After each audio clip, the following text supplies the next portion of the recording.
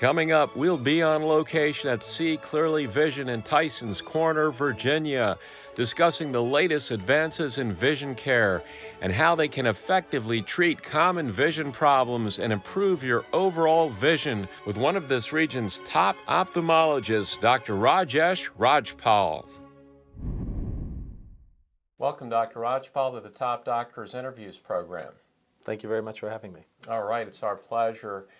Your practice, See Clearly Vision, is a leading vision care practice in the Northern Virginia, D.C. metro area, and you've established a reputation for excellence. You're recognized as a top doctor. What separates your practice and all the great work that you're doing from a lot of the other vision practices in the region? Well, we're certainly fortunate to have tremendous quality of eye care throughout the D.C. area. I think what we focus on is really a patient-oriented approach where treatment is personalized and really provided to get the best visual outcomes. And that's possible because we have the latest technology, we provide the latest techniques, and our doctors are really experienced and respected for that care, and especially in complex situations that they provide.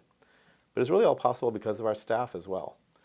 Each staff member here, from a clinical perspective and administrative perspective, I think treats all of our patients like family, and they treat each other like family. So we really have that approach that I think hopefully provides patients with that comfort that we're going to always do the best that we can for them. We are able to provide education and are involved in the latest clinical research and innovation. So we have medical students, optometry students, residents and fellows who have worked with us and continue to do so. We are able to hopefully and fortunately continue to give back to the community by doing educational activities, health fairs, things where we're really able to engage with patients directly. And then finally, from a technology perspective, we've been fortunate to be part of many of the clinical trials that have led to the latest innovations throughout eye care, both from the optometry and the ophthalmology perspective. There have been so many advances in medicine over the years, especially in vision care as well, whether it's technology or the treatments. Can you share some of the latest treatments or advances in vision care? Sure. Vision care is continuing to develop new technologies, new opportunities, ways that we can help multiple conditions, and I'll list a few. So let's start with cataract surgery. Everyone eventually develops cataracts. It's the most commonly performed surgical procedure. It's where the lens of the eye becomes cloudy. You can't get as much light into the eye, and then eventually when it gets too cloudy, patients have to have surgery. So we now have laser technology that helps with cataract surgery, allows the procedure to be more precise. We use lens implants that are placed in the eye to take the place of the natural cataract. And those lens implants can now provide vision for both distance and near for the right types of patients, and also can correct astigmatism. So patients can even reduce their need for glasses or contact lenses after having cataract surgery. If you think of other procedures and other conditions, corneal conditions are one of the most common and certainly our subspecialty. So in the cornea, there are conditions where the cornea becomes irregular. The cornea is the front lens of the eye. If it's irregular, then patients often need specialized contact lenses. So our doctors are able to provide the latest technology and customize that for each patient. There are surgical procedures that are sometimes needed in that situation, corneal transplants. There are different types of transplants, partial thickness as well as full thickness, and we certainly offer those. And then there are procedures for those irregular corneas in a condition called keratoconus, where a procedure called cross-linking strengthens the cornea. That allows patients to hopefully reduce the likelihood of ever needing to get to a corneal transplant. So there are multiple places in corneal conditions that we're continuing to develop new technologies as well. And then finally, maybe we can talk about LASIK. LASIK is well known. It's a procedure that allows patients to reduce their need for glasses or contact lenses. Generally, that's patients who are most commonly nearsighted, but also can have astigmatism or even be farsighted in certain situations. LASIK surgery works by the laser creating a flap on the surface of the cornea and then a different laser removing tissue underneath it. And then the flap is put back. The healing is relatively rapid. And if the patient is appropriate for this surgery, then they can have very good visual outcomes and be able to function with very minimal need for glasses or contact lenses. And there are other conditions that we continue to treat. Dry eye has multiple new treatment options, both from a pharmaceutical perspective and from a procedure perspective. And dry eye is one of the most commonly treated conditions. Most patients develop more dryness as they get older. So it's a very important aspect of monitoring and treating prior to any type of surgical procedure, and even when patients are wearing contact lenses. Dr. Rajpal, we hear so much about cataracts, and really most people don't know exactly what they are. Could you tell us what cataracts are? Sure, yeah. Cataract is the natural lens of the eye becoming more dense. So as it becomes more dense and cloudy, we're not able to get as much light into our eyes. And that blurriness is what ultimately impacts patients' ability to function, or all of our ability to function. And so when it gets to the point where it's too cloudy, that's when we consider cataract surgery. Cataract surgery is where we're replacing that natural lens with an artificial lens implant. And those lens implants now we're fortunate to have that can be focused for distance and near in patients that are appropriate for that, or we have lens implants that can also correct for astigmatism. So that allows patients to minimize their need for glasses and contact lenses. And as part of the surgical technique, which includes ultrasound to break apart the cataract, we also now have lasers that help with that process in cataract surgery. What type of symptoms should people be aware of just to know that they're going to get cataracts or they are in the beginning stages of cataracts? Typically, the most common symptom is just worsening vision or more cloudy or blurry vision.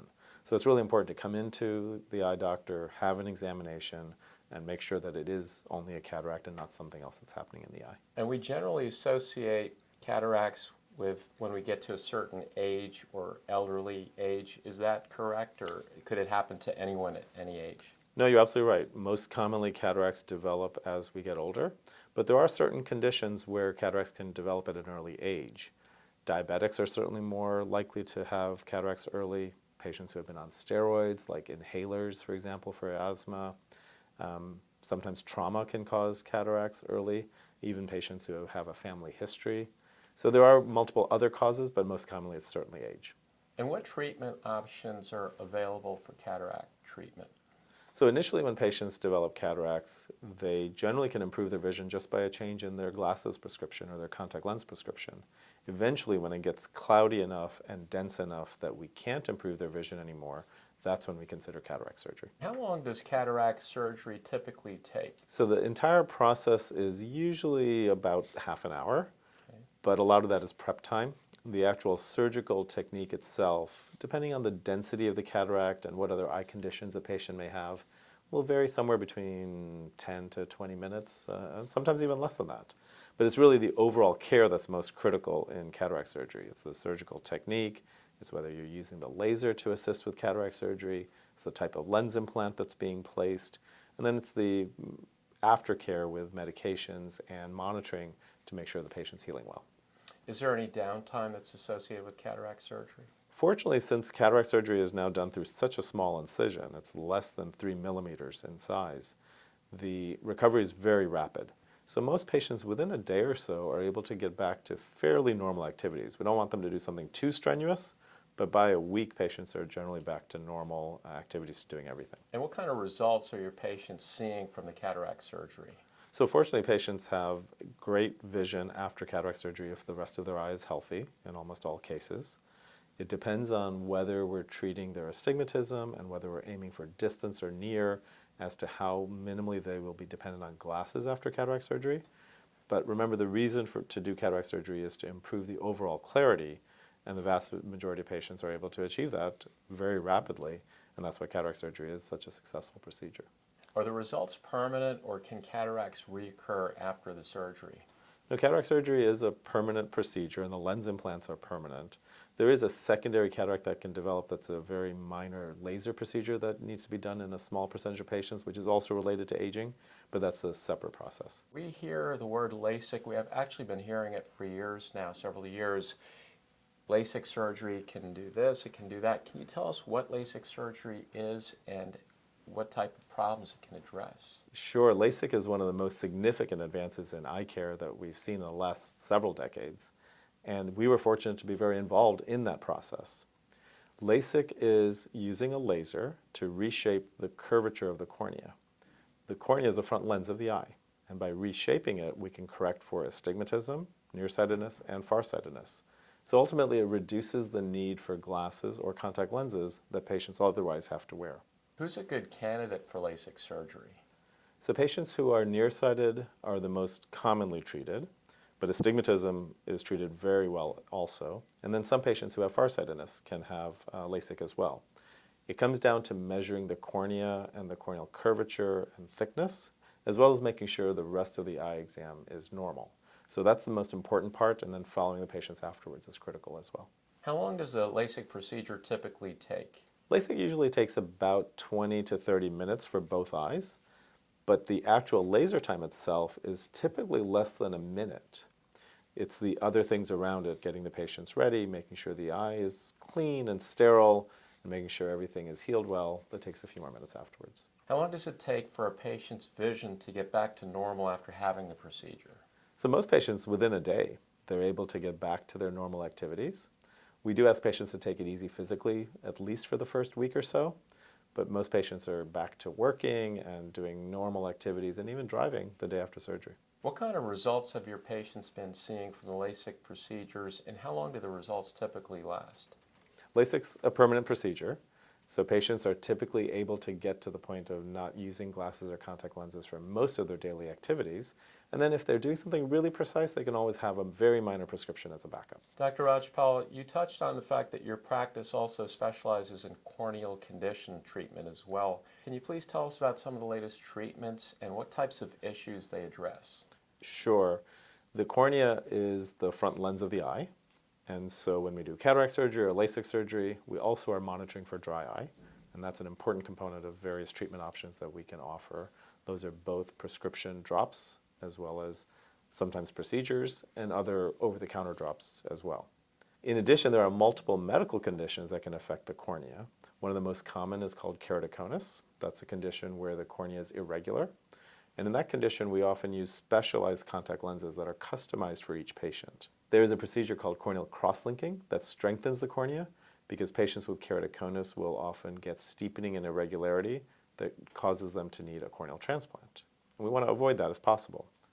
If a patient ever does need a corneal transplant, it's an extremely successful procedure.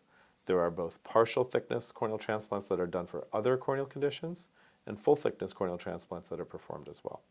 Well, Dr. Rajpal, you're doing great work in the community. You're helping so many patients. You really have a patient-centric approach, as you mentioned, that really separates you from a lot of the other vision care practices in the region. This interview is so informative, and you've really helped us understand not only LASIK treatment, corneal issues, and treatment options that are available, as well as cataract treatment. And on that note, I want to thank you so much for joining us and being a guest today on the Top Doctors Interviews. Well, thank you for having me. It's an honor to be here, and we look forward to continuing to work together.